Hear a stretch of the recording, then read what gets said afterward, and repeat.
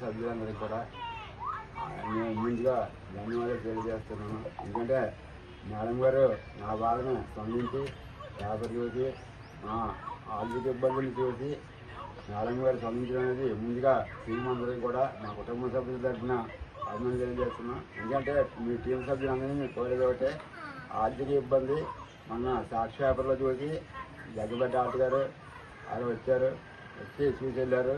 అంటే జనరల్ హాస్పిటల్లో మనం ప్రయత్నం చేసాం. అక్కడ ఎంఆర్ఐ స్కానింగ్ ఎండోస్కోప్ సంబంధించిన మిషన్ పనిచేయట్లేదు.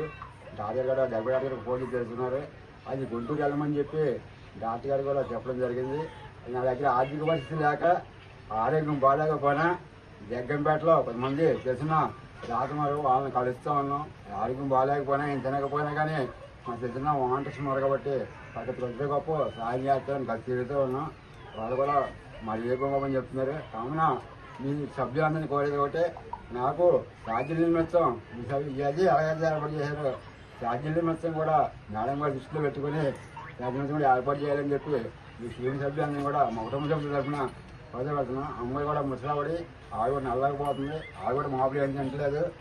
ఈ నల్లకి ఆవిడ కూడా సగ్గుబియ్యం జాగా తాగి ఉంటుంది. భోజనం కూడా శివాలయంలో ప్రతిరోజు మధ్యాహ్నం పెడుతున్నారు.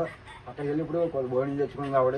అది ఆర్థిక పరిస్థితి లేవు. 2 లక్షల రూపాయలు నేను ఖర్చు పెట్టాను ఇంటి మీద చెప్పి, అయినా పరిస్థితి లేదు. కాబట్టి ఆర్థిక పరిస్థితి ఉన్నాం కాబట్టి మేడం గారు దృష్టి పెట్టి గుంటూరు వెళ్ళినాకే 10 రోజులు ఉండాలని చెప్తున్నారు డాక్టర్ గారు. అది అలాగే కొన్ని సాధ్యం లేదు కాబట్టి 10,000 రూపాయలు ఆర్థిక సహాయం చేయాలని చెప్పి ఈ టీవీ సభ్యులందరినీ ప్రధానంగా మేడం గారిని కూడా నేను అభ్యర్థిస్తున్నాను.